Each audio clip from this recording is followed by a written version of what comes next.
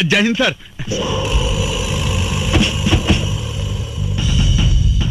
कुछ पता चलल क्यों कहाँ बा? कुछ पता ना चलल।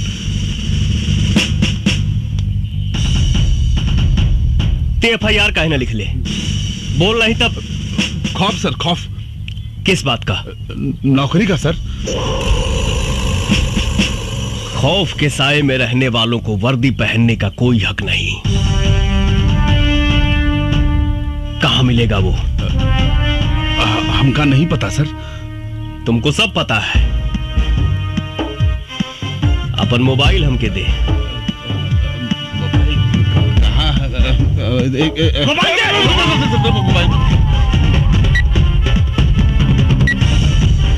रामायण जी सर। ये नंबर पे बात करा। ओके सर। हेलो, हाँ हम रामायण सिंह अब्दुल बोल रहे हैं। कहाँ मिलेंगे आप? चुप सर। अरे सर, ये तो बड़ा गंदा गाली दे के फोन में कट कर दिया सर। सच सच बताओ, कहाँ मिलेगा वो? ये क्या कर रहे हो? है सर, हमको सब पता है वो कहाँ मिलेगा। फोन पकड़ो अपना। भास्कर जी। जी। आप लोग इंतजार करें। जी। आओ तनी हम। ठीक है। जी सर। तो भी बैठ गाड़ी में। आइए चलिए, मैं आइए मत।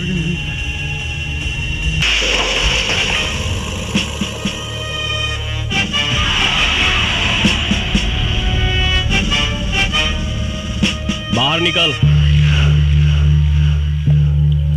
बंगला पे आ जाइए, तोर बख्शीश मिल जाई हो जा। चल जो यहाँ से।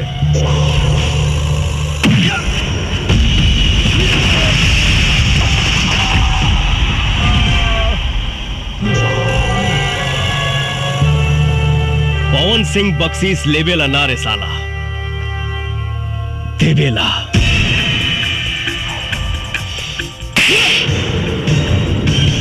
ये रहल होली और ये रहल दिवाली। बाकी सब त्योहारन के बख्शीश यहाँ थी कि हवालात में। अपन वर्दी के रो।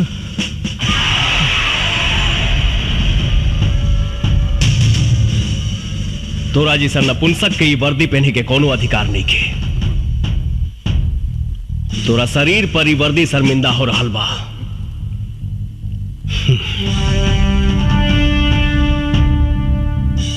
आप जाइए यहां से। आपसे तो हम बाद में बात करेंगे। एसपी, तू हमारे बाप के पावर के नहीं जाना। तुरा के सरेआम सड़क पर नंगा करके ना घुमानी तो हम अपन बाप के औलाद है की। अरे साला,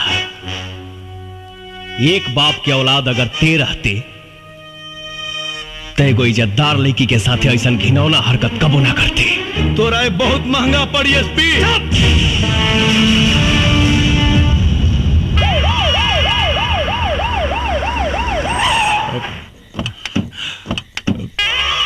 जैन सर, आपने जो कर दिखाया ना सर, आज तक मोतिहारी में कोई नहीं कर पाया सर। बाबूजी, विक्रम इस साल हमरा के बहुत मरलक है बाबूजी। हमरा कपड़ा तक ना पहने दिलक है बाबूजी।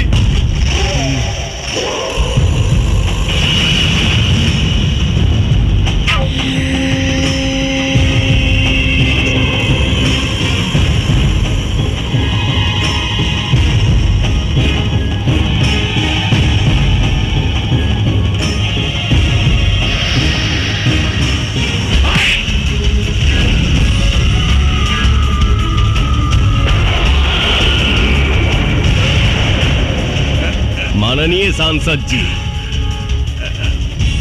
हथवा उखाड़ कर आपके पिछवाड़ा में घुसेड़ देंगे। लाइसेंसी गुंडा हैं हम, का समझे?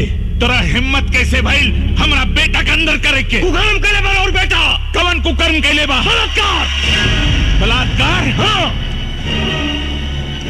एगो गरीब बेबस लड़की के साथ है। का सबूत बा तोहरे पास? वो देखी, सामने बैठल भी है बेचारी। झूठ बोल के हमारा बेटा के फंसा रहल बा इस साली। सांसद जी, एकर फैसला तो अब कोर्ट में हुई।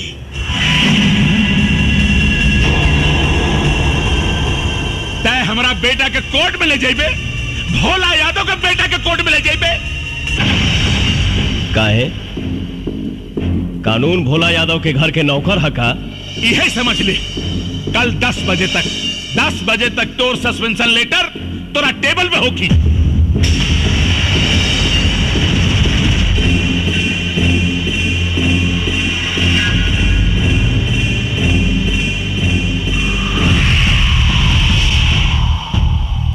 टाइम देख ली, रात के 10 बज रहा बा। रात के 10 से सुबह 10 के बीच 12 घंटा होला।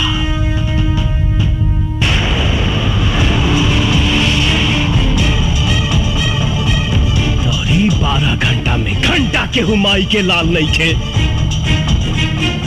जे हमरा के कार्रवाई करे से रोक ले। जय हमारा ट्रांसफर करवा दी, सस्पेंड करवा दी, जौन बुझाए तौन करवा दी। लेकिन ये 12 घंटा में हम रुआ बलात्कारी बेटा के वो हाल करब कि भविष्य में बलात्कार करना तो दूर, इसको मुद्दे के लिए भी शिलाजीत खाना पड़ेगा।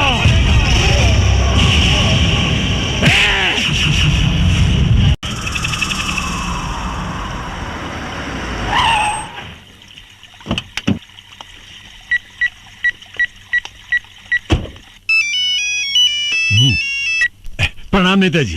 अरे डीआईजी साहब, रउआ पटना में बैठल बानी और यहाँ एसपी पवन सिंह हमारा बेटा विक्रम के अरेस्ट करके गोविंदपुर थाना में बंद कैले बा। अरे जल्दी कुछ करी, न तो रात भर हमारा मुन्ना के टॉर्चर करी, टॉर्चर। जल्दी कुछ करी। का बात करता नहीं सर, वो साला की इतना हिम्मत रही, हम अब ये बात करता नहीं। अरे जे भी करे जल्दी करी, तत्काल। हाँ रउआ अकेले आ गइल बानी। हमर बिटवा कहाँ बा? कहा कि हमार बिटवा पता ना कुछ खाइल होई के ना। हमरा के अपन बिटवा चाहिए। अरे हम कोशिश कर रहल बानी, तोहार बेटवा 2 घंटे में तोरे पास आ जाई। तू घबरा मत, चल भीतर चला। नहीं, रउआ अकेले ही घर आ गइल बानी। वो एसपी पता ना हमार बिटवा के का हाल करी। अरे तू चुप रहबू कि ना? देख लो ना, हम डीआईजी साहब से बात कैली ना, डीआईजी साहब से बात है। चला तोहार बेटवा हम कहता ना 2 घंटे में तोरे पास आ जाई। खा मखा रोक हमार दिमाग खराब मत करा। चला हमके अपन बिटवा हाँ मिल जाई। 2 घंटे में तोहार बेटवा तोरे पास आ जाई। हम पूरी कोशिश कर रहल बानी। चला भीतर चला।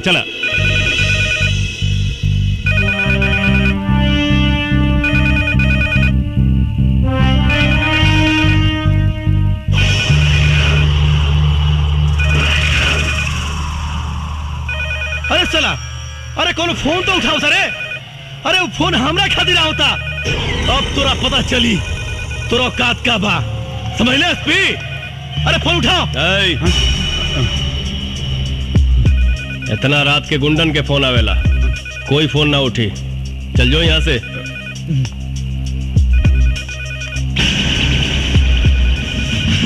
तू हमरा के बर्बाद करके छोड़ दिया भैया। अगर वो पापी की सजा ना मिली तो हम आत्महत्या कर ले। 10 बजे तक तोर सस्पेंशन लेटर तोरा टेबल पे होगी।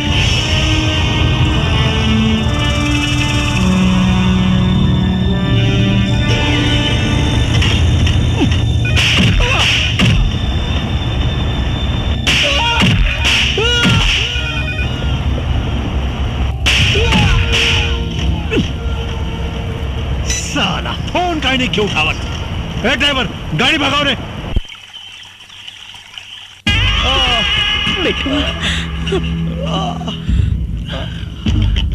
हम अपन मुन्ना के शरीर पे बचपन से लेके आज तक एक खरोच भी बर्दाश्त ना कैली, और उस साला मादर जात 2 पैसा का औकात वाला एसपी हमरा मुन्ना के शरीर पे इतना घाव दिलस ना।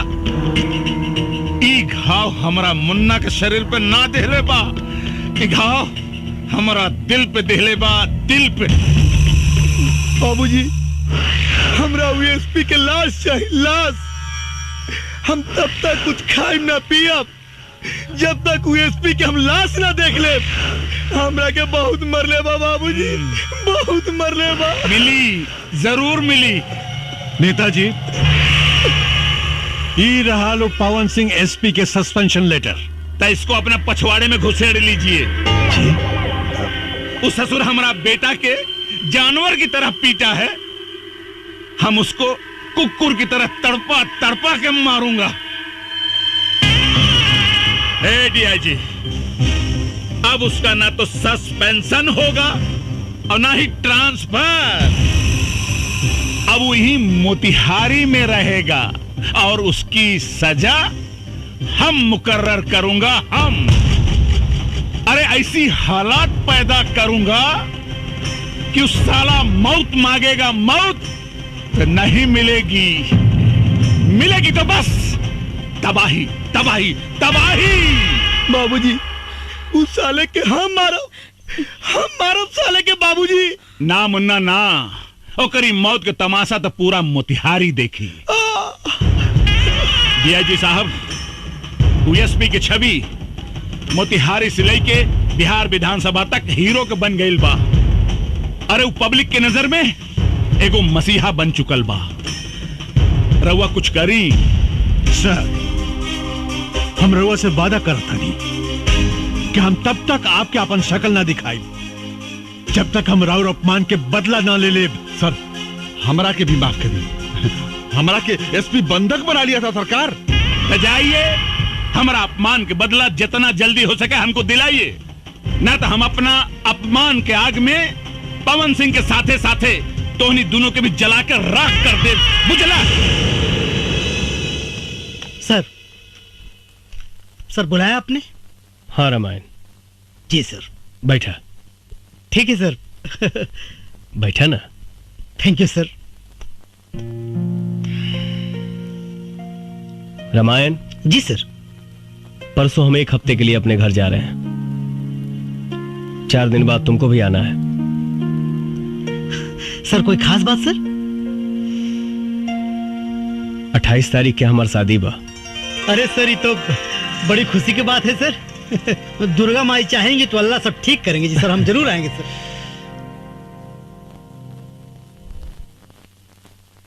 रामायण। जी सर।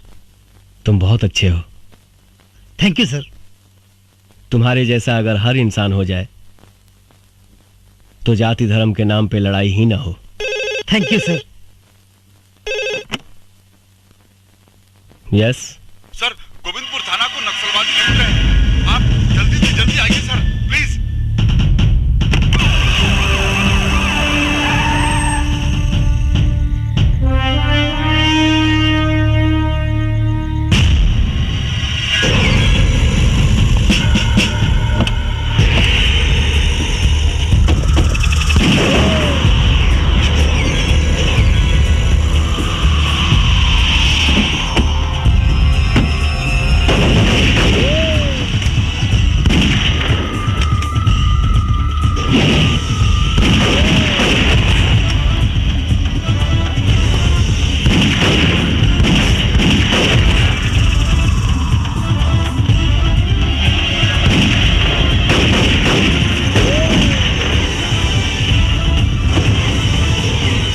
गजब सर, सब हवलदार मारे गए सर। सारा हथियार गाड़ी में रख दे। तते मुंह का देखा तारी पोजीशन ले। हाँ। रामायण। जी सर।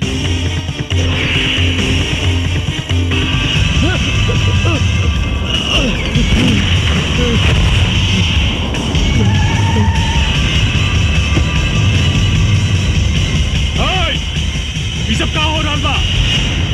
रुका लोग। सर, कुछ नक्सलवादी थाना लूटने की कोशिश कर रहे हैं। थाना लूटने की कोशिश कर रहे थे या आप आम सप्लाई करवा रहे थे, वो भी इस थाने को लुटवा कर? क्या बात कर रहे हैं सर? ठीक कह रहा हूं मैं। ये दरोगा ने आकर मुझे सब कुछ बता दिया है। बकवास मत करिए सर। साले चोर, तेरे तेरे ईमानदारी का पर्दा फाश हो चुका है आर्म्स सप्लायर। सरकार 50 लाख रुपया दिले बनी कि हथियार से भरल ट्रक निकाले खातिर। विश्वास ना होके तो चेक कर ली इनके गाड़ी। दारोगा जी सर। जाकर इसकी गाड़ी की तलाशी लो। ओके सर।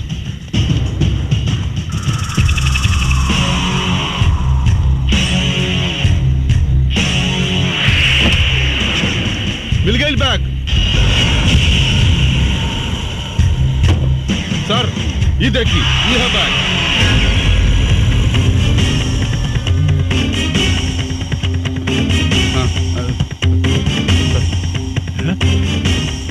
छी छी छी छी छी छी। पैसा कमाने के लिए कोई इतना नीचे गिर सकता है? दरोगा जी सर। छीन लो इसका आर्म्स।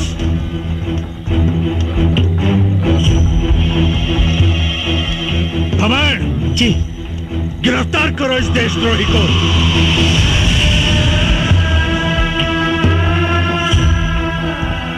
देख क्या रहे हो? जी जी सर। गिरफ्तार करो इस देशद्रोही को।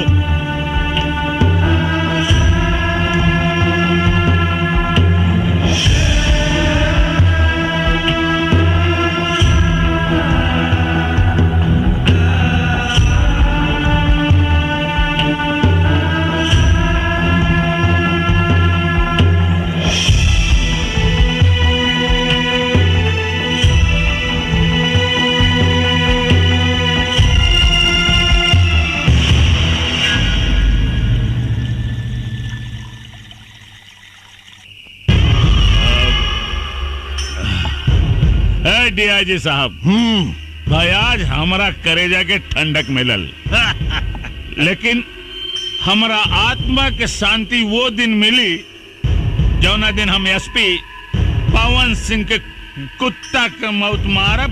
कुत्ता की नेताजी वह दिन जल्दी आ जाए जब एसपी पवन सिंह अपन अपमान के आग में खुद भस्म हो जाए। नेताजी आज हमारा लोग के बड़ा खुशी के दिन बा। हाँ। ये खुशी में चार तब लगी का? जब कोई जश्न वचन हो जाए। हे दरोगा, दारू पिया दारू, जश्न भी होई भाई, दारू पिया।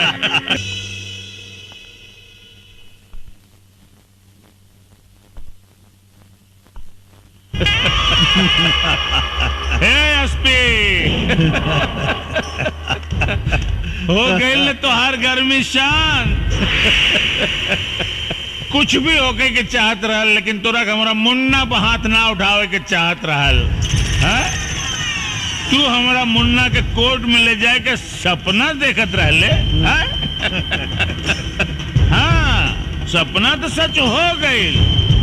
अब कोर्ट में मुन्ना ना, तू जाइबे, तू और कटघरा में भी तू ही खड़ा रहबे। डीआईजी साहब देखली ना, एसपी पवन सिंह के हीरो से जीरो बना देली। चुप! अरे साला तोर गर्मी तो हम ठंडा करब हम। तू चिंता मत कर, कल जब तू कोर्ट से छुटबे ना तो जेल में ना पहुंचबे। जवन जनता तोरा के भगवान मानत रहल ना, वह जनता तोरी जान के दुश्मन बनी। हे एसपी, अब तोर मौत भीड़ में होके, भीड़ में जानता रे काहे से कि वो भीड़ में हमरा अपना आदमी रहेंगे जवन तोरा काम तमाम करी है। चली डीआईजी साहब, चली रहुआ, चली डीआईजी साहब। एक वर्दी के कलंकित मत करी, नहीं तो पुलिस और दलाल में कोनो अंतर ना रह जाए। चक साला देशद्रोही। दरोगा जी सर। ड्यूटी मुस्तैदी से होवे के चाहिए। हाँ। और कोनो कीमत पर दरवाजा ना खोले के चाहिए, बुझला? हाँ।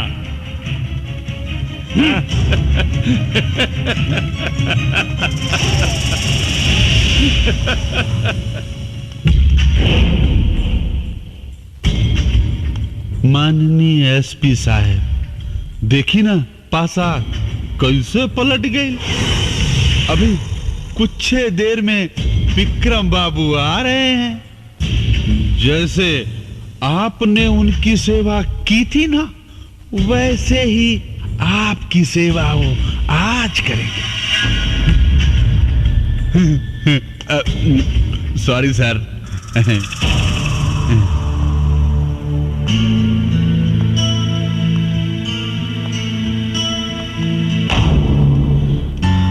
साहब,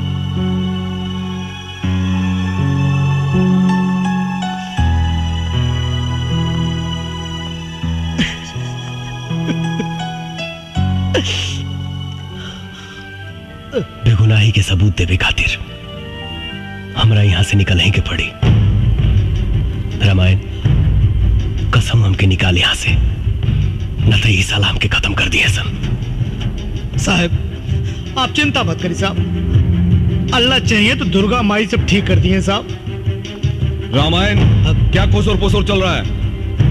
खुसर फुसर का चलेगा सर, साहब को खाना देने आए। ठीक है, साहब खाना खा लीजिए। ना रामायण, आपकी भाभी ने बड़े प्यार से भेजा है सर, खा लीजिएगा प्लीज।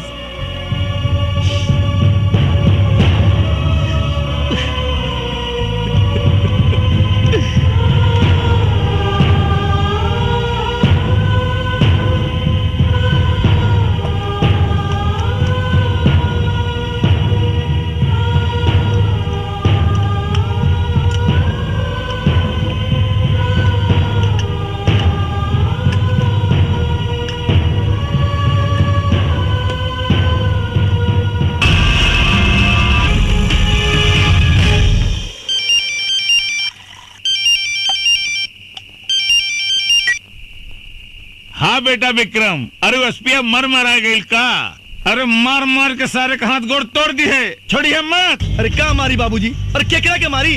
उस साला एसपी तो ताला तोड़ के भागिल बा। भाग गई? हाँ बाबूजी। अरे पीछा कर सारे के, गोली मार दे, बचे के ना चाही। हम बहिया होता नहीं, हम बहिया होता नहीं। हाँ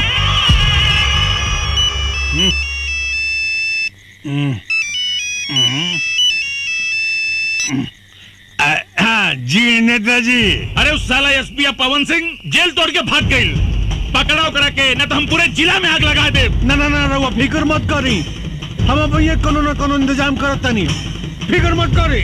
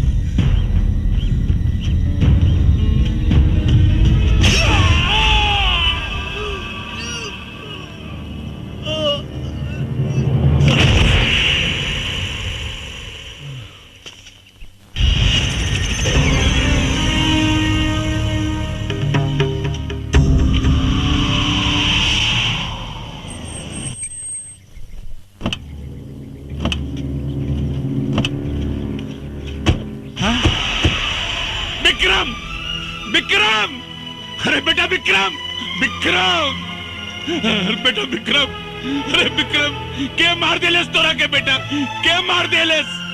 अरे देख विक्रम कोनो मार देलेस रे। अरे विक्रम जे तोरा के मरले मुका सारे के छोड़ब ना, जान से मार दे सारे के। अरे हमार बेटवा के मार देलेस रे।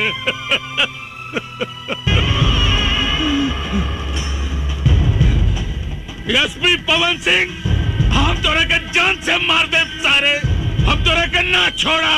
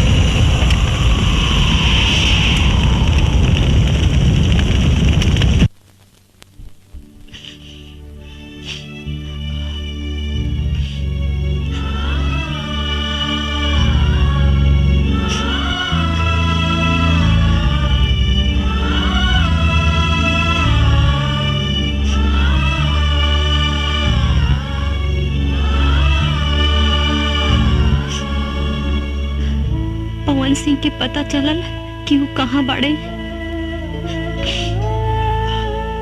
मैडम, हम साहब के बहुत ढूंढनी, पूरे इलाका के चप्पा चप्पा ढूंढनी, बाकी कुछ पता ना चल कि साहब कहाँ बाड़े। उनके परिवार से केहू आई रहले का? उनके माई बाबू आयल रहे, अपने औलाद के वो दोनों कहां कहां ना ढूंढ ले, लेकिन कहीं पहले ना। तड़प तड़प के रोते रहने दोनों जने बेचारे। उन लोगों के दुख देख के ना मैडम पेड़ पौधा तक रो देलस। पता था यहां तक चलल है मैडम कि उनके माए बाबू अपने औलाद के गम में रो रो के दुनिया छोड़ डालन।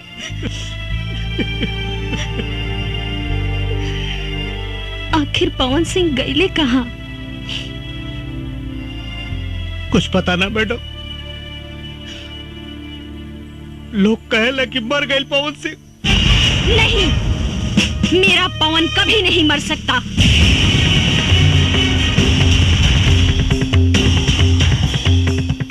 उसका विचार, उसका लक्ष्य आज भी जिंदा है। मैं पूरा करूंगी उसे। अपने पवन के सपनों को मैं पूरा करूंगी। मैडम, हम कुछ समझ नहीं ना। आपका पवन सिंह, आप जाने लो पवन सिंह साहब के? हाँ रामायण, पवन सिंह हमारे होने वाले पति थे। शादी होने वाली थी हमारी उनसे। हम दोनों बहुत प्यार करते थे एक दूसरे से। हमारा प्यार कॉलेज से शुरू हुआ था। तू हमेशा लेट आवेलू चित्रा। अरे आज कितना लेट हो गई ना। ये क्या बदतमीजी है? अंग्रेजी में समझाई कि हिंदी में? व्हाट? रैगिंग रैगिंग हो रहा बा। तो हमरा के करा ना रैगिंग। Half ticket. हम हाफ टिकट नहीं की, तोरा नहीं क्या मालूम? कॉलेज में जितना लड़की भी है ना, वो सब हमार गर्लफ्रेंड भी है। अच्छा हाँ। ये बोला कर इतना तक आने का करता। तू रास्ता से हटबा कि ना? पहले हमरा सवाल के जवाब द, तबे हटब। कैसन सवाल? आई लव यू के हिंदी में का कहल जाला? हाँ बोला बोला बोला बोला बोला क्या निकू बोला बोला ना, जल्दी बोला। Shut up. गलत जवाब। आई लव यू के मतलब बोला मैं तुमसे प्यार करती हूँ। तोहसे? अरे तोहसे तो हमर जूती भी ना प्यार करे।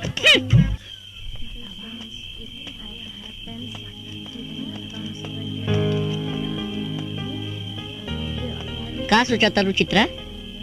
उन लड़का के बारे में इतना सोचा तारू तू? एक बात कही छोटू। हाँ बोला। ऊ लड़का सही मायने में मर्द बा। वो लड़का तोरा कहीं दिल चुरा के तो ना ले गई? हमरो कुछ ऐसे नहीं बुझाता। अब तो लागता कि हमरे के कुछ करे के पड़ी। तू चला हमरा साथे। चला। कहाँ? चला ना, सब बता नहीं। चला।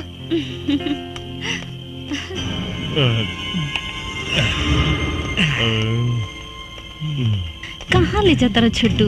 चला ना, बता नहीं।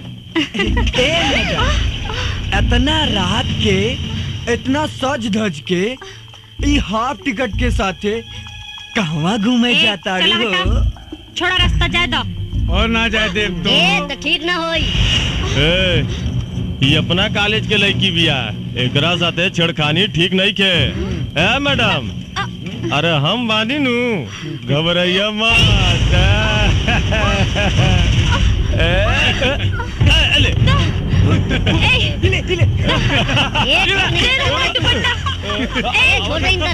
अच्छा ना हुई रे। दुपट्टा दे दे रे।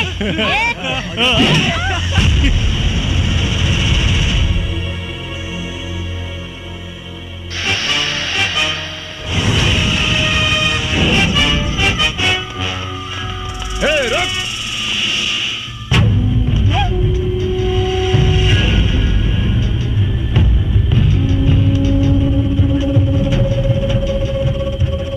कॉलेज में पढ़ाई करे आइल बड़ा लोग, पढ़ाई करा जा, लड़की बाजी ना। अबे साले, लड़की देखी नहीं कि आगे हीरो बनने। अभी आईपीएस का एग्जाम दिया, एसपी बना नहीं। पहले हम तो भोग लगा लें, तेरा भी नंबर आएगा। हाँ? चल लाइन में आ जा।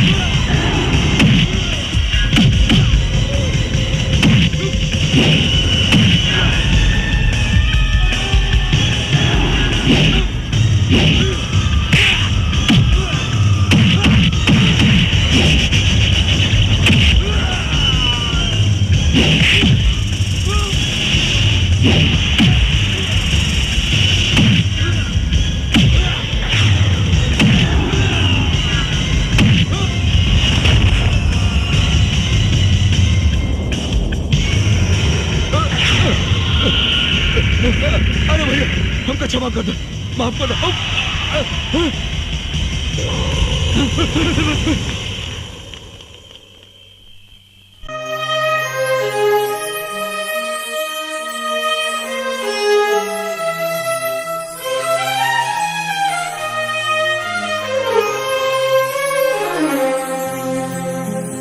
जी हमार ट्रेनिंग तो पूरा हो गई। अब तू अपन पढ़ाई पूरा करके वकील बन जा। हमरा तोहरा से शादी करे के बा। शादी कैला से पहले बाबूजी से बात करे के पड़ी। अच्छा जी, ठीक बा। बस तोहर पढ़ाई पूरा हो जाए और हम कुछ दिन चार्ज लेके अपन ड्यूटी संभाल ली। ओकरा बाद तो हम तोहरा बाबूजी या माई से हाथ मांगे जरूर आई। मन तो करता कि हम हूँ रउआ साथे चली, लेकिन का करी, समाज के इतना बंधन बा।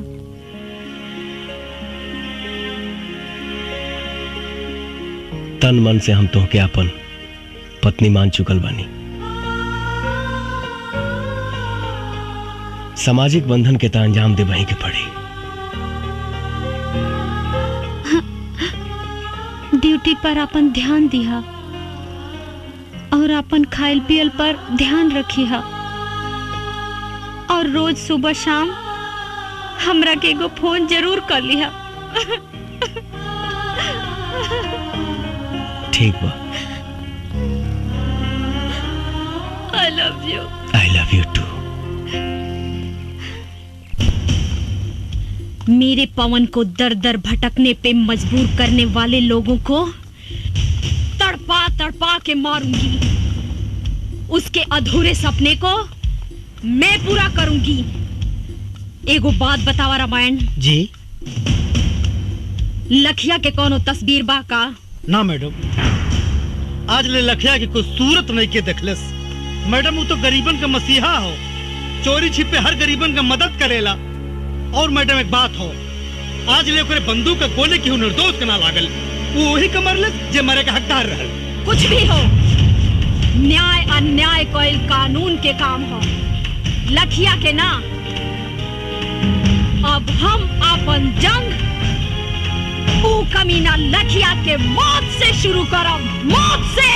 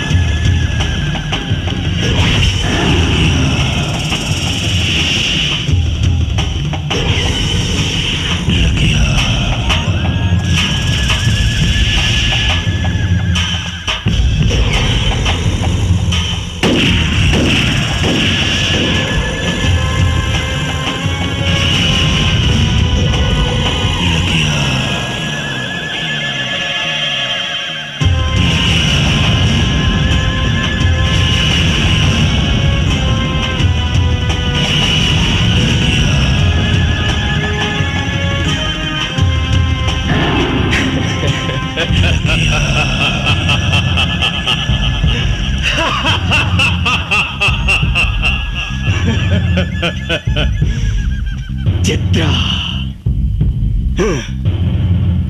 ये कौन चित्रा है रे? एक चित्रा वो थी जो मेरी जान थी, और ये दूसरी चित्रा कौन है जो मेरी जान की दुश्मन बनी हुई है?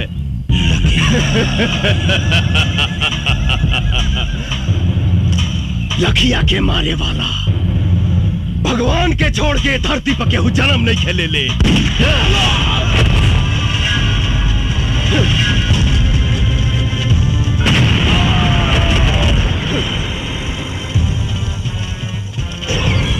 पुलिस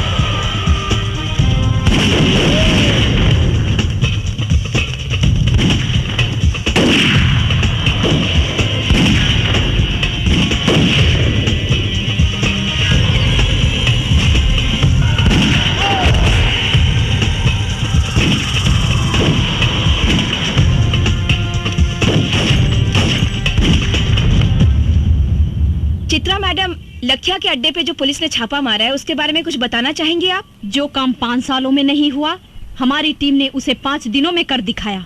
लखिया का अड्डा खत्म हो चुका है, वो बहुत ही कमजोर पड़ चुका है। बहुत जल्द ही वो पकड़ा भी जाएगा। हमने दूसरा अटैक उस पे करने का ऐलान भी कर दिया है। या तो वो प्रदेश छोड़ देगा, नहीं तो वो मारा जाएगा।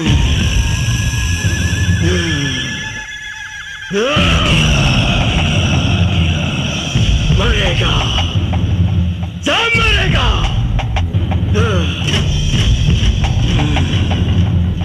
भोला यादव मरेगा, चित्रा मरेगी, टीआईजी मरेगा।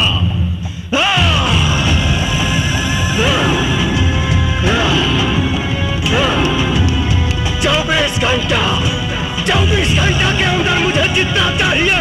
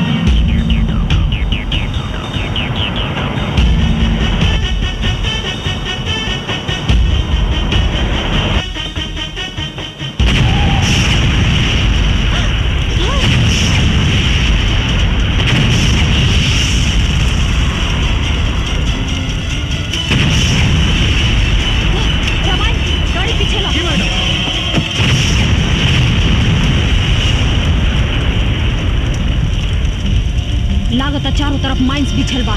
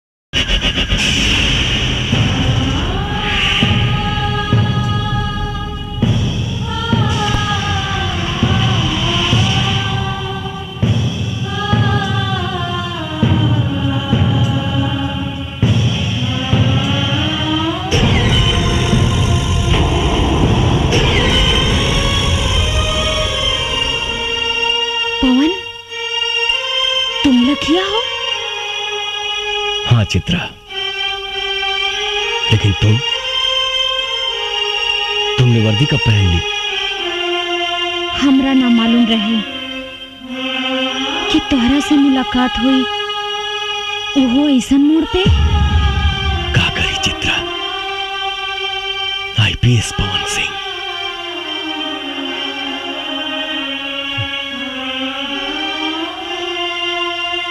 हालात हमके नक्सलवादी बना देलस। हमरा भी तोहर अधूरा सपना पूरा करेला वर्दी पहने पे मजबूर होके के पड़ल पवन। लेकिन पवन, कम से कम एक बार तो हमरा बारे में सोचता। अरे कम से कम एक बार हमरा से तू मिले तो आई रहो। कैसे थी चित्रा, अपना माथा पर कलंक के टीका लगा के अपना चित्रा पे तो भरोसा रखती हैं आप। आज भी बा।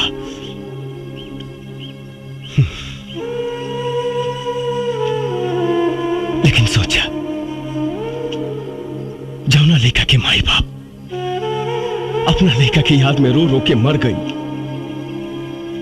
और वो अभागा अपना माई बाबूजी के चिता में आग तक ना लगा पौलस। हम तोहरा के काम होते गई थी, मर गई एसपी पवन सिंह। नया जन्म भइल बा हमार। लखिया आई हम, लखिया। लेकिन एकर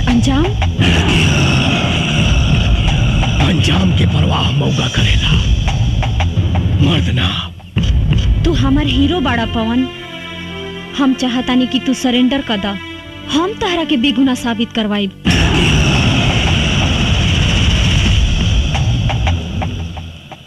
कुछ ना कर पाई तुम। कानून सजा दिलाई तहार दुश्मन भोला यादव के। कानून? कौना कानून के बात करता रू? कानून के भोला यादव रंडी बना के रख ले बा। अरे जौना देश में प्रधानमंत्री के हत्यारा के 12 साल बाद सजा मिलल, वो कानून के बात करता रू? संसद पे आक्रमण करे वाला के दामाद के तरह बैठा के सेवा कई जाता। कसाब जैसन हत्यारा के सुरक्षा में करोड़ों रुपया खर्च हो गई बा। वो कानून का सजा दी भोला यादव के? हमरा तोहरा कानून पे भरोसा नहीं खे। बहुत जल्द भोला यादव जेल के अंदर हुई पवन। तू हमरा ऊपर भरोसा रखा। तू ना समझ पाड़ू चित्रा। हिंदुस्तान के जेल अपराधियन खातिर कोनो 5 स्टार होटल से कम नहीं खे। शायद तोहरा मालूम नहीं खे, इस देश में 25,000 ऐसे अपराधी हैं जो जेल के अंदर से अपना कारोबार चलाते हैं। 2500 अपराधी जेल के अंदर से किसी न किसी मंत्री या सांसद के लिए काम करते हैं। 250 अपराधी जेल के अंदर से चुनाव लड़ते हैं और 25 ऐसे अपराधी हैं जो जेल के अंदर से सरकार चलाते हैं। लेकिन पवन, जिस राह पे तुम चल रहे हो उससे भी तो तुम्हारी बेगुनाही साबित नहीं होगी। इसकी चिंता कहां थी पहले? अब तू मिल गई बड़ू तो सोचब। अगर तू चाहता रू कि हम अपने आप के सरेंडर कर दी तो हमके 48 घंटा के समय दा। हम वादा करते नहीं कि अपने आप के कानून के हवाले कर दे। लेकिन भोला यादव के खत्म करके। ठीक बा पवन, बाकी जाए से पहले तू हमार मांग भर दा।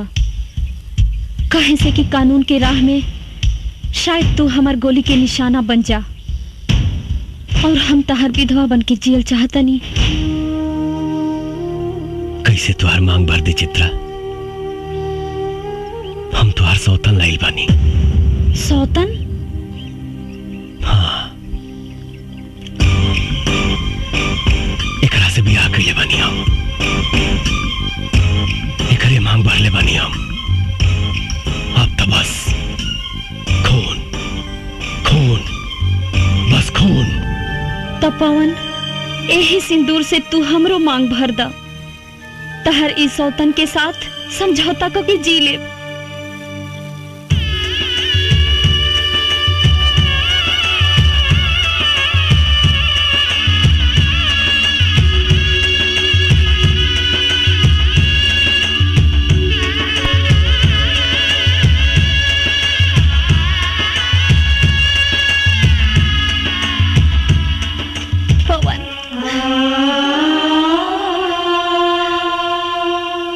एसपी चित्रा, आप जहाँ कहीं भी हो हमें सिग्नल दें। पुलिस चारों तरफ से जंगल को घेर चुकी है।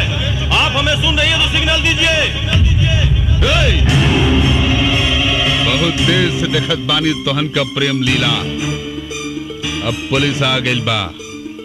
तोहन के कहानी खत्म। ए चित्रा, तनिक भी चालाकी के लेकर कोशिश कैली तो तोहन के लव स्टोरी का द एंड यही हो जाई।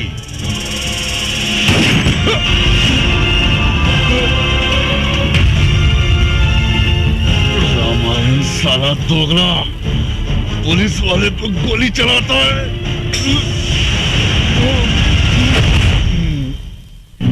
क्या करें दरोगा साहब, हम तो जन्मजात दोगले हैं। लेकिन एक बात याद रखिएगा, रामार सिंह अब्दुल सब कुछ कर सकता है, देश के साथ गद्दारी नहीं। और तुम साले गद्दार हो।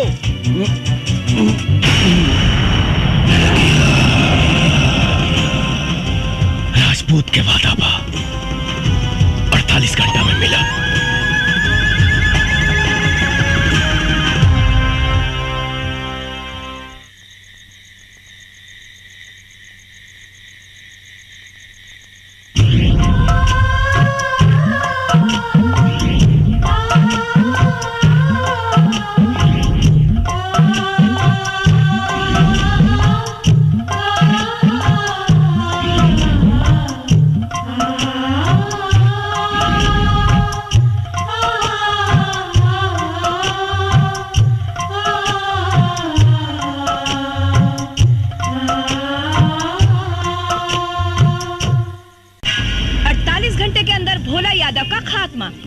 चित्रा का दावा कि 48 घंटे के अंदर लखिया को जिंदा गिरफ्तार करेंगी, लेकिन लोगों का कहना है कि लखिया ने आज तक किसी बेगुनाह को नहीं मारा। किस वजह से लखिया भोला यादव के पीछे पड़ा है, ये लोगों के बीच एक बहुत बड़ा सवाल बना हुआ है। आज तक लखिया ने जो फरमान जारी किए हैं वो उसे पूरे किए हैं। अब ये देखना है कि इस बार लखिया अपने मकसद में कामयाब होता है या नहीं। कोई कुछ भी साफ साफ बता नहीं पा रहा है, लेकिन सबको इंतजार है पूरे 48 घंटे पूरे होने का। अब देखना है एसपी चित्रा लखिया को पकड़ने के लिए क्या क्या प्लानिंग्स करती है।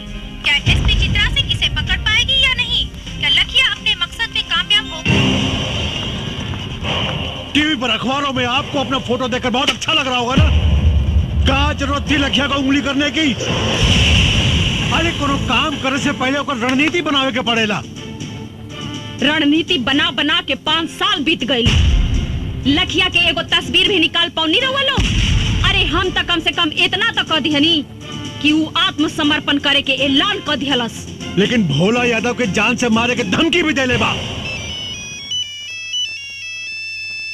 जी मंत्री जी, जल्दी हमारे बंगले पास जाओ। जी सर, मैं अभी आता हूँ। मंत्री जी का फोन था, मैं बाद में तुमसे मिलता हूँ।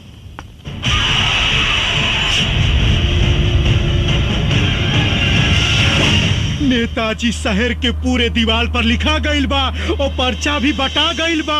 48 घंटा के अंदर लखिया रउआ के खत्म कर दी और फिर पुलिस में आत्मसमर्पण करी। हमारा बहुत डर लागत बा। घंटा उखाड़ी लखिया साला हमार। अरे उस साला के तो हम ऊ हाल करब कि जिंदगी में कभी सोचले भी ना होई। ओकर सारे का हाथ पैर काट के ओकरे पछवाड़े में बांस घुसेड़ दे। ओकर सारे के जियल मुहाल हो जाई।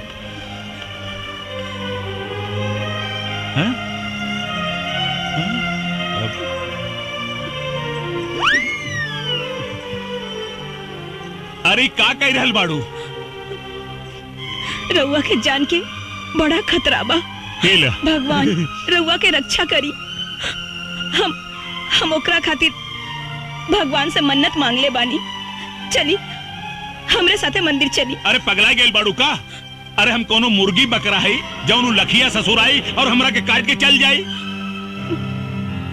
रउआ तो हमार कोनो बात ना माने ली। अरे हम पहले अपन बेटवा खो चुके, अब अपन मांग के सिंदूर ना खो सकेली। हे भगवान। नेताजी, भाभी जी जब कहते बानी तो चली चल के दर्शन कर ली मंदिर में। ठीक बा, चली आई। कहाँ जा रहा बानी सर? मंदिर। रउआ के 48 घंटा सुरक्षा में रहे के होगी। का है? रउआ पर खतरा मंडरा रहल बा। कब तक रही खतरा? 2 दिन तक, सिर्फ 2 दिन। सीएम साहब से बात हो गई बा। पूरा इलाका के सील कर दिया गई बा। कमांडो फोर्स आ रहा बा। हेलीकॉप्टर से पूरा जंगल के सर्च कर जा रहा बा। अब वो लखिया के खात्मा 100% निश्चित बा सर। अब देखा रहुआ सर, हमरे मोतिहारी जिला के राहत के सांस मिली, राहत के। तो ठीक बा, रवो हमारे साथे मंदिर चली। सरकार खाली 48 घंटा के बाद बा, काहे जान जोखिम में डालत हई। कहीं ता फोन करके शंकर भगवान के यहीं बुला ली, यहीं दर्शन कर ली। का बक रहा है तू रे? सरकार मतलब पंडित जी के घर में बुला लेता नहीं, पूजा पाठ यहीं जे कर ली। अब सर ये बिल्कुल ठीक कर रहा बा, बिल्कुल ठीक कर रहा बा। तो ठीक बा, पंडित जी को बुला ले, पूजा यही हो जाए। अरे बाप रे, अरे बाप रे बाप। का भइल? अरे हे रानी, हे देखा का छपल बा हो। का छपल बा? छपल बा दारू पिए से 500 आदमी बीमार, 300 का लीवर डैमेज और 200 का किडनी डैमेज। तो यही नाते तो हम कहेली कि दारू पियब छोड़ दी, बाकी आप हमार बात सुने ली कहा। अच्छा और नहीं तो का। हाँ ठीक बा। बंद माई का बंद। हमारा दिमाग डिस्टर्ब हो गई। आज के बाद बंद बंद बंद बंद। हाँ? एकदम बंद बंद बंद। हम आवत नहीं। अरे ये हमारा रसगुल्ला, ये भोरे भोरे सच के कहा जाता हो? हम मंदिर जाता नहीं। अच्छा? कितना दिन से मंदिर मस्जिद में जाके देवी देवता से मन्नत मांगत रहनी कि रउआ जौन दिन शराब पियब छोड़ दे, वो दिन हमार जिंदगी के सबसे खुशी के दिन हुई। अच्छा? हाँ, और आज भगवान हमार सुन लेहलन। हम जाता नहीं। चल अंदर। अरे नास पीटी, एक बात बताओ, तो के कहलस कि हम शराब पियब बंद कर देनी? हे भगवान, अबे रउआ तो कहने की का कहनी हम? आज से बंद, आज से बंद। ये जानो, इधर आओ। हम ना कहनी है कि शराब पियब बंद, हम कहनी है इस साला कमीना अखबार घर में आई बंद। चल घर के अंदर। झलक दिखाए कि मंदिरा जात है, शराब पियब बंद।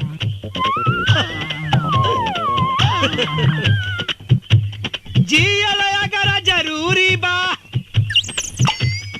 तब पियल बहुत जरूरी बा।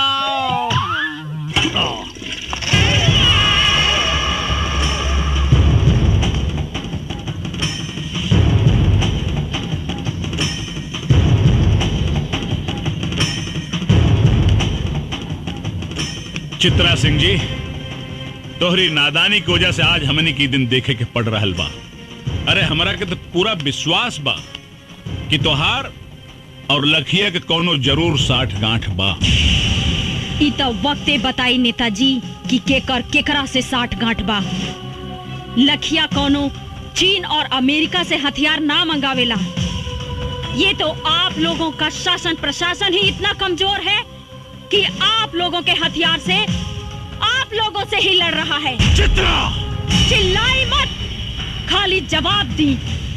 अगर लखिया पुलिस से टक्कर ले रहल बा तो ओकरा पास हथियार आवेला कहां से? तुम्हारे कहने का मतलब है कि प्रशासन उसे हथियार सप्लाई करता है?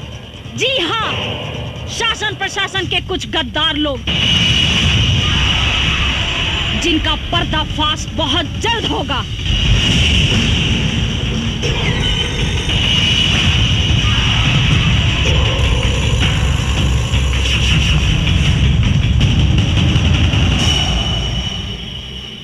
बियाजी साहब, यह औरत बहुत खतरनाक साबित हो सकेले। एकरा के कुछ करे के पड़ी। सर आप चिंता मत करी, एक करता हम वो हाल करब कि केहो के जिंदगी भर मुंह दिखाए लायक न रह जाई।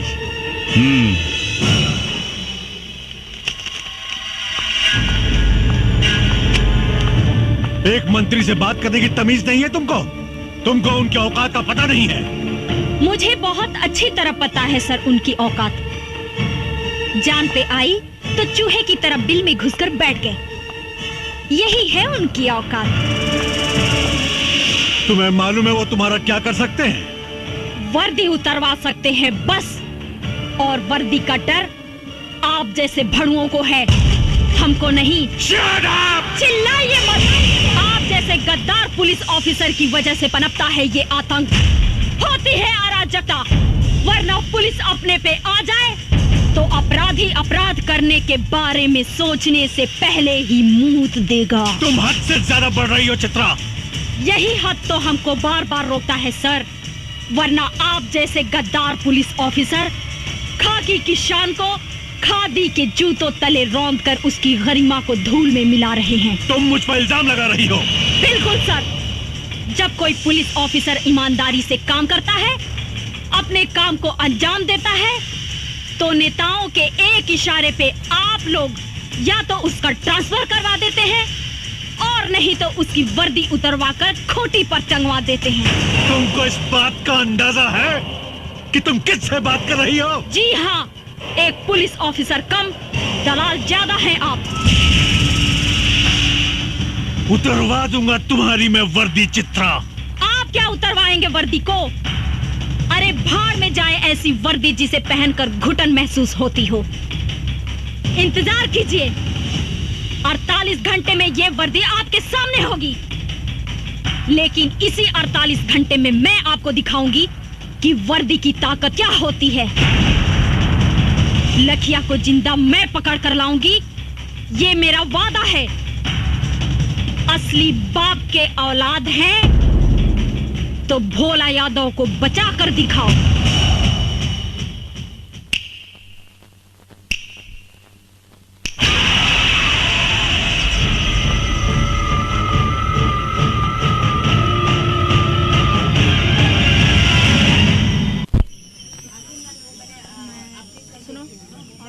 अच्छा, कैमरे की लेंस सही से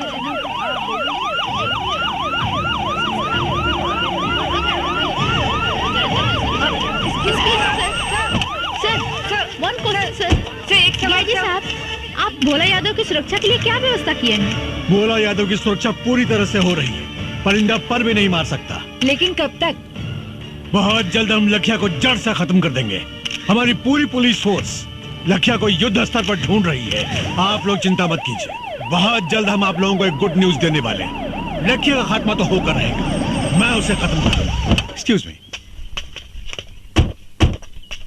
सर। एसपी चित्रा सिंह जी, कहाँ बा लखिया? लखिया तो जंगल में छिपल बा। फिर तू यहाँ का कर रहल बाड़ू है? बतावे आइल बनी कि मुस्तैद रहिया बड़ा ही खतरनाक खिलाड़ी बा लखिया। आंख से सुरमा निकाल लेवेला और आंख के पता भी ना चलेला। लखिया के खाल खिंचवा के ओकरा में भूसा भरवा दे। तू हमरा के चीन्हे लो ना। ये तो वक्ते बताई कि के केकरा के खाल खिंचवाई। तहरा बात में तो लखिया के प्रति बड़ा हमदर्दी दिखाई देता। ई राउर आंख के दोष बा, राउर नजर खराब हो गई बा, चश्मा लगवा ली। तभी से बात करा। और एक बात याद रखा, 2 घंटा बचल बा तारा के लखिया के गिरफ्तार करे में। अगर तू गिरफ्तार ना कैलू तो तोहार भी हम उहे हाल करब। जवन एसपी पवन सिंह के कैनी यही ना? चुप काहे हो गई?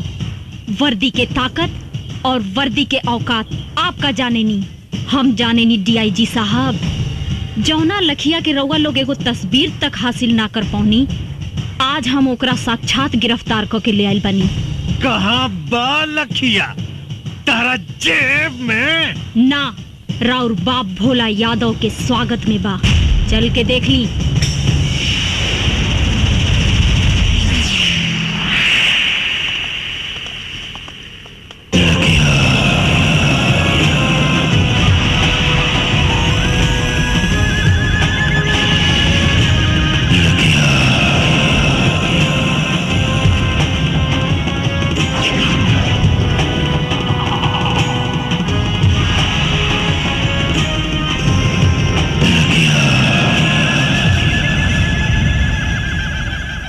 आइए सर, आइए, स्वागत है आपका।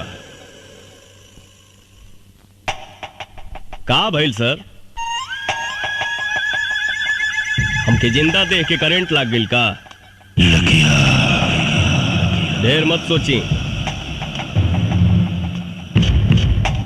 हम ही यही पवन सिंह उर्फ लखिया। पवन सिंह को लखिया बनाने में सबसे बड़ा योगदान आप ही का है। अच्छा अच्छा, तत्ते ही हमें लखिया के आड़ में आतंक फैलावे वाला देशद्रोही पवन सिंह। देशद्रोही तते हमें जवानी वर्दी पहिर के देश के साथ गद्दारी कर रहा हूं। बड़े पूछ अपना आत्मा से, पूछ अपना जमीर से, पूछ कि देशद्रोही ते हमें बाकी हम।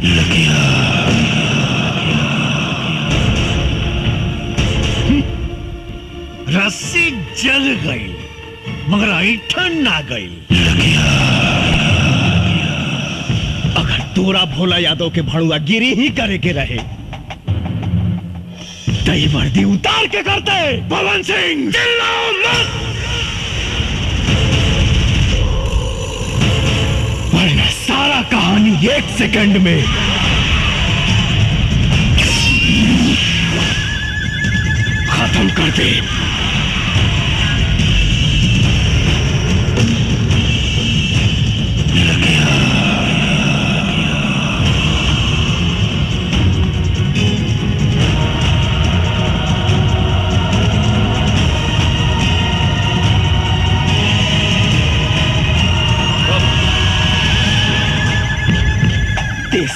वर्दी पहिर के गांधी जी के अपमान कर रहा बड़े, और ये साला खाकी पहिर के पुलिस के अपमान कर रहा बा। पवन सिंह, ये बंदर लेखा गुलाटी मारल बंद कर और अपना आदमी से क्या हथियार फेंक दे, नहीं तो तू सब लगन के मौत आज सुनिश्चित बा। हे डीआईजी, हे ये भाषणबाजी बंद कर और बाहर से फोर्स मंगाओ और खत्म कर सारे के, खत्म कर। खत्म तो हम तोड़ा के करब रे तो संसद में बैठ के देश के सौदा कर रहा बा। रुक जा पवन सिंह, नहीं तो गोली मार दे। अरे तो मुंह का दिखाता है, मार गोली, मार। शेरनी के दूध पियले बानी, पवन सिंह के मारे ला करेजा चाहिए। भोला यादव के कुत्ता, उकर फेंकल रोटी खाए वाला साला हमरा के का गोली मारी।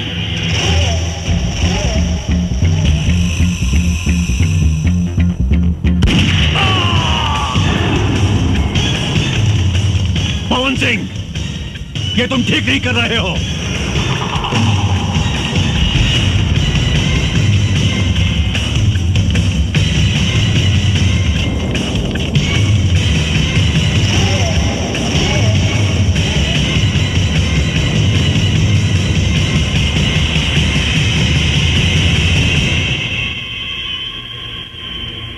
एसपी पवन साहब, आप ही लखिया हैं? हाँ, हम ही हैं लखिया। पर हमरा पर गोली चलावे से पहले अपना आत्मा से पूछ ली सभे कि जकरा पर वो असली गोली चलावे जा रहल बानी, ओका सचमुच के एक मुजरिम लखिया हो या वर्दी के इज्जत रखे वाला एसपी पवन सिंह। अगर मेरी बर्बादियों में ही तुम सबकी खुशी, तो एक ठोकर मार मुझे बर्बाद कर जा।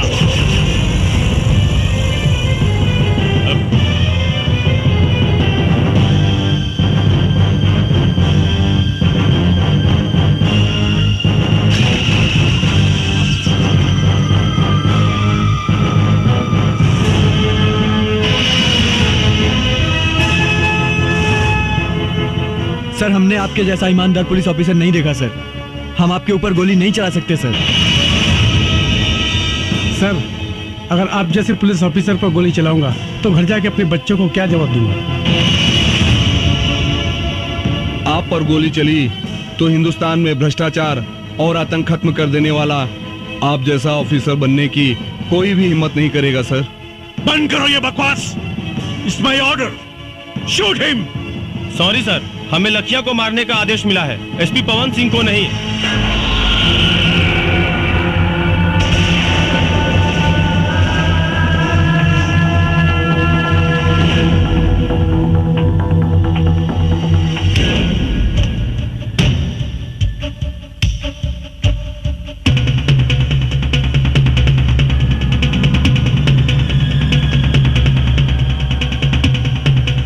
चाही तो एक साथ सारा मैगजीन तुम्हारा खोपड़ी में डाल दी।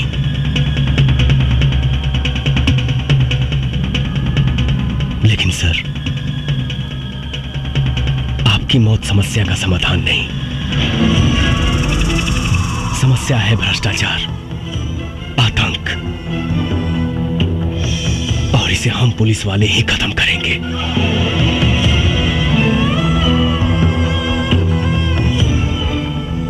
सर, पुलिस की इज्जत को मत मिटाइए, वरना लोगों का पुलिस पर जो बचा खुचा विश्वास है वो भी खत्म हो जाएगा।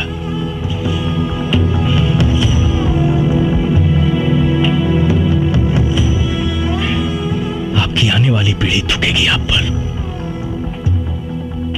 सर,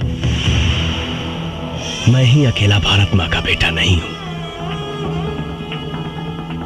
भी उसी मां की कोख से जन्म लिए हैं। फिर आपका खून काला कैसे हो गया सर? बचा लीजिए इस वर्दी की गरिमा को प्लीज। बस बस, मुझे अब और शर्मिंदा मत करो। इस हरामजादे नेता के हराम की कमाई खा खा कर मेरी आंखों पर पट्टी पड़ गया था। आज तुमने मेरी आंखें खोल दी, मेरे ज़मीर को जगा दिया है तुमने। मेरा दिल आज तुम्हें सैल्यूट करने को कह रहा है। आज सैल्यूट यू। मैं भूल गया था कि मैं भी एक देश का सिपाही हूं। ऐसे भ्रष्ट नेता जो देश को खा खा कर बर्बाद कर रहे हैं, आखिर नुकसान तो हमारा ही है ना। पवन, मैं इस वर्दी की कसम खाकर कहता हूं कि चाहे अंजाम जो कुछ भी हो, आज के बाद सिर्फ और सिर्फ मैं इंसाफ के लिए लड़ूंगा। वाह वाह वाह वाह, आपस में बड़ा भाईचारा फूट रहा बा। हे डीआईजी, मत भूल, तोर औकात एक होम गार्ड के भी ना रहल। तोरा के डीआईजी हम बनौली। हम अगर हम तोरा के बना सकीला ना तो तोरा के मिटा भी सकीला। हमारा से गद्दारी तोरा के बहुत भारी पड़ी।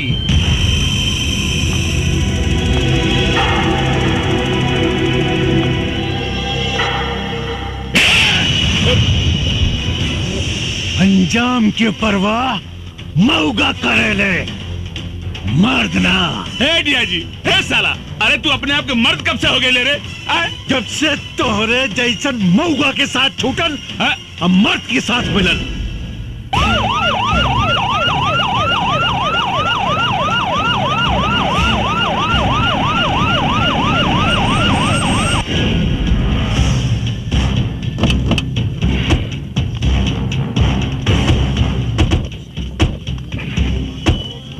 पवन, बहुत अच्छा हो गई। सीएम साहब खुद आ गए। आज पूरा देश लाइव देखी कि देश के भ्रष्ट नेता कैसे देश के सौदा करेले।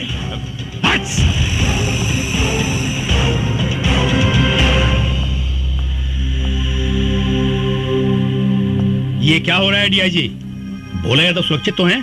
जी सर, भोला यादव बिल्कुल सुरक्षित है, लेकिन लखिया ने उन्हें अपने कब्जे में ले लिया है। और एक बात सर, जिसे सुनकर आप सब लोगों को आश्चर्य होगा, लखिया और कोई नहीं, एसपी पवन सिंह ही है। क्या बकवास कर रहे हो?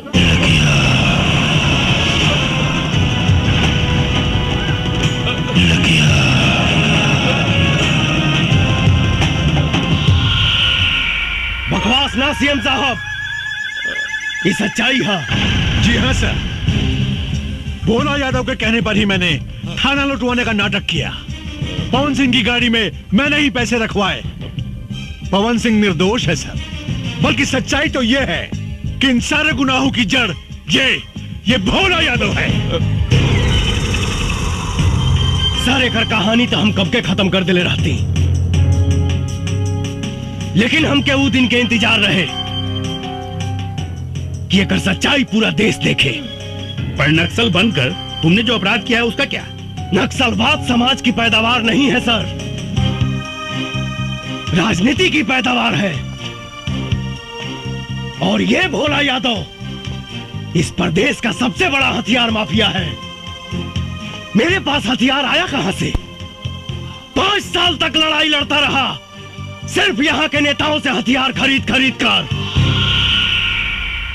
झूठ बोल रहा है सीएम साहब, ये हमको फंसाना चाहता है। अरे भगोड़ा है, जेल तोड़ के भागा हुआ है।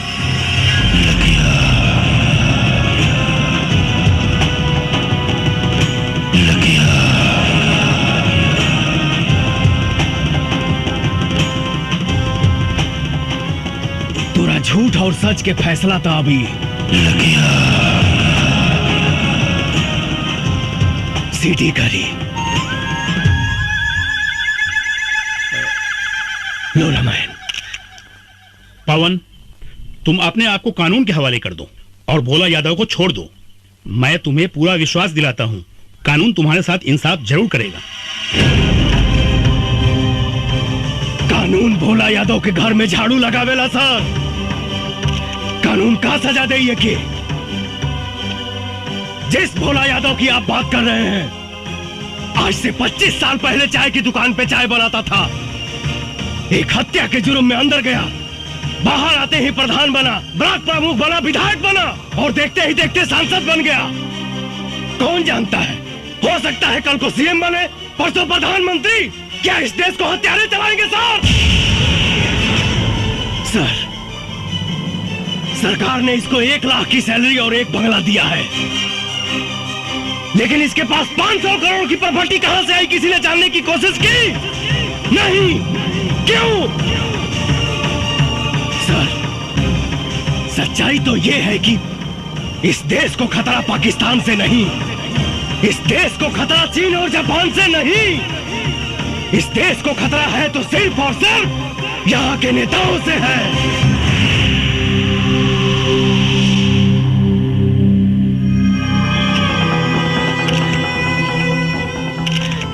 सर, मैं निर्दोष हूं, कचरा साफ करने आया था, लेकिन इन लोगों ने मुझे मजबूत करने के बजाय मेरा हाथ ही काट दिया। बचा लीजिए सर, इस देश को अंधकार की ओर जाने से बचा लीजिए।